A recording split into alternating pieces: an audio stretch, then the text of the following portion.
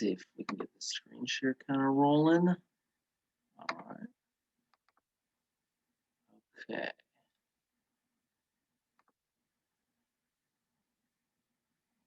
Okay. All right. So this is the case of Patricia Maazouz versus Hillsboro. My name is Noah Frederick. So just a little bit of background on this particular case. On November 20th, 2019 in Hillsboro, Oregon, 14-year-old Nabia Maazouz was finishing up swim practice when the coach instructed some of the athletes to put the pool covers over the pool. These type of pool covers are oftentimes used to keep the heat in the pool, to insulate the pool and keep energy costs down so that they don't have to heat it all the time, especially for outdoor pools like this in Oregon. Standard practice in a lot of outdoor pools. So, Nabia and other athletes in the team were they have to pull the covers from one end to the other from inside the water. Then they have to, once they pull it to the other end, swim underneath to get out from underneath. There are 3 pool covers. After pulling all 3 pool covers over, athletes, coaches grabbed their stuff and they left. At around 9:20, which is less than an hour, it was a little over 30 minutes after practice had ended, Nabia's mother, who is Patricia, she'd been waiting in the parking lot to pick up Nabia from practice. She began to worry a little bit about where her daughter was. So she entered the facility, and her coaches began searching for Nabia. They ultimately found her trapped underneath the pool covers, dead. The result of the death, death was a result of drowning. So therefore, the mother, Patricia Maazouz, is suing the city of Hillsboro, the school district, and the Parks and Recreation Department for $70 million for wrongful death and negligence. Moving on just kind of a little bit further here. Okay.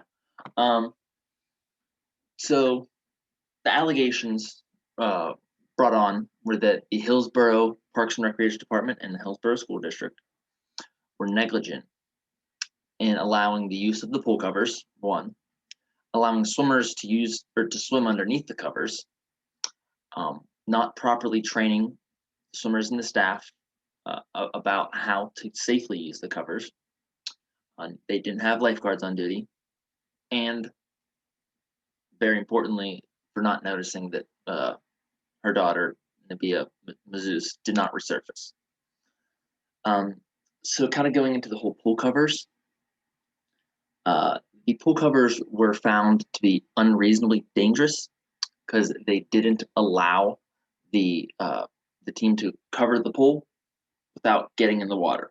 So a lot of pool covers are, again, because they're pretty widely used. A lot of them come on a mechanism that hooks onto the pool cover and press a button, and there's a motor that pulls it across. It's fine. There's the ones we have here at Lepley Pool and in the field house. But these specific pool covers, you had to get in, you had to pull them to the other end yourself and get underneath them. This was a nighttime practice.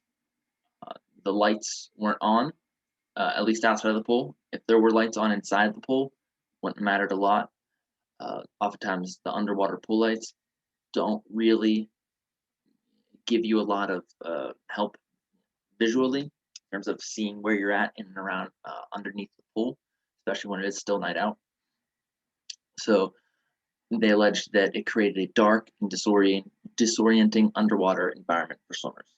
So a dark and disorienting underwater environment is not ideal when you have a pool cover on top of you that are heavy that you can't really break through. So if you're underwater, you don't know where you're at, it's dark, and you can't simply just swim up because there's a pool cover there. Bad things can happen. So again, in the lawsuit, they claimed a wrongful death claim as well as negligence. So a wrongful death claim exists when a person dies due to the legal fault of another person. So for Patricia's, uh, or the prosecution, really, their case in the wrongful death claim um, is essentially that one, the coaches were not aware of where Nabia was, and they never really uh, kept track of where she was or where the others or any of these swimmers were. They didn't realize that she was missing.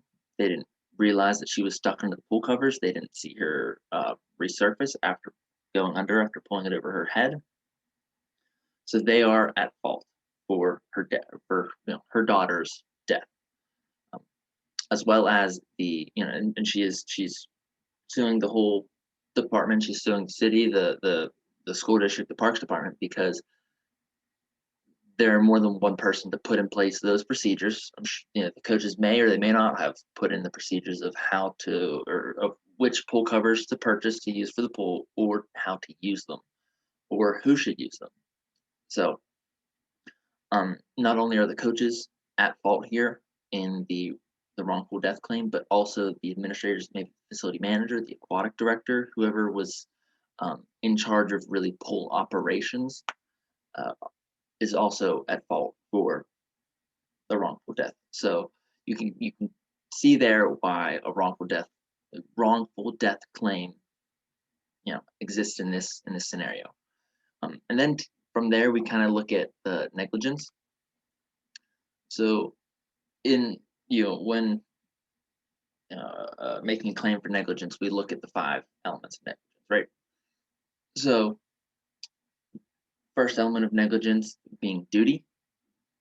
Uh, Duty means in this in the or as an element of negligence is the ability to prove that the defendant owed you a duty of care not to cause you or others harm. So in this case, the coaches, or again, aquatic director, facility manager, administrators, um, had to provide a certain duty of care in order to keep Nabia and the other athletes in the team safe. Their duty was to make sure that the pool covers were put on safely, that there should have been lifeguards there in case, and also to have the wherewithal to realize if somebody's missing. It was also noted in the case that there was never any attendance taken at practice. So uh, one way that could have helped is if they took attendance at the beginning of practice and then again at the very end before they left. They noted she was there at the beginning, then as swimmers were leaving, she wasn't. That would have been a cause for concern. That didn't happen. Um, even if as swimmers were leaving and they realized that she wasn't there and they were looking and looking and looking, and then they found her, they might not have been able to find her in time. We don't know. But the fact that there was nothing happened. There wasn't any, they didn't even try to really look for potentially missing people because they didn't know who was missing because they never even took attendance. So you look at the second element of negligence, being breach, and as an element of negligence, breach, it means the ability to prove that a violation or standard of care resulted in that injury, or in this case, death. So how can we prove that that the coaches not checking to see if everybody was there at the end of practice, noticing that she was gone? How did the administrators not putting a right plan in place, how did that lead? Oh geez, where did we go here?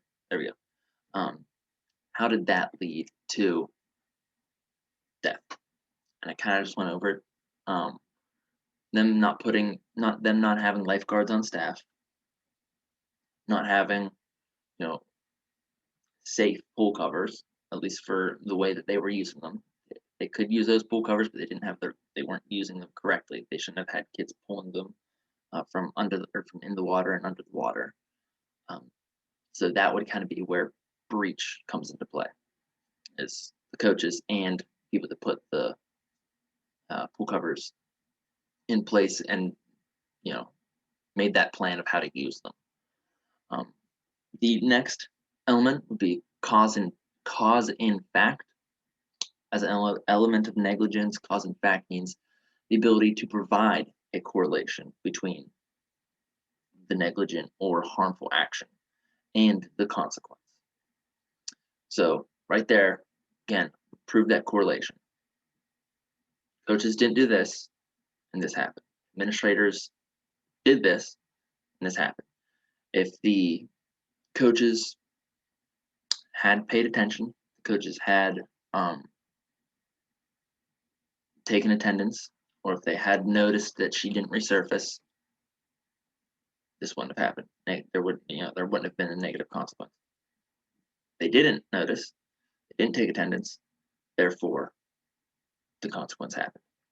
If the administrators had used different pool covers, if they had used lifeguards, if they had lifeguards there and they were on duty and paying attention, may not have happened.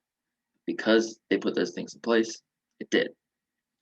She was stuck under the pool covers, she didn't resurface, and that is why she died. They would have noticed that she didn't resurface, she might not have died. If they would have used different pool covers, might not have died. The next one is proximate cause. The next element is proximate cause, which is just the ability to provide that direct link between negligent act, injury, death. We kind of just did that. We directly linked, you didn't do this, this happened. You did do this, this happened. So that's where proximate cause would come in. And then fifth element just being harm. Ability to prove that somebody suffered injuries or death because of someone else's negligence. She died because these people did not do the right things in order to prevent that injury or death. Because the coaches weren't, didn't do the same things we've been talking about. Because the coaches didn't take attention. Because the coaches weren't paying attention. Because the administrators didn't have lifeguard. Because they used dangerous things. Somebody died. And that person died because those people were being negligent. So you can see there where both the wrongful death claim as well as the claim of negligence hold up pretty strong in court. And then just moving on a little bit, the lawsuit was officially filed on October 5th, 2021. So pretty recently. Again, this incident occurred on late November of 2019. I believe Nabia was 14 at the time, so she would be 16 now. So we're still awaiting a verdict. Nothing has come out recently, but as it stands, as we've kind of talked about, it seems like it will stand up that the prosecution should win this cause or should win this case. Facts seem pretty right there with the wrongful death and the negligence lawsuits or claims. So it should be interesting to see kind of how it plays out. But it seems, just based on facts that were given in the case, that the prosecution has a very strong case for what they're claiming. I got some references, and that's our legal presentation, the case of Patricia Maazouz versus Hillsboro. So let's see if how do I get out of screen sharing here?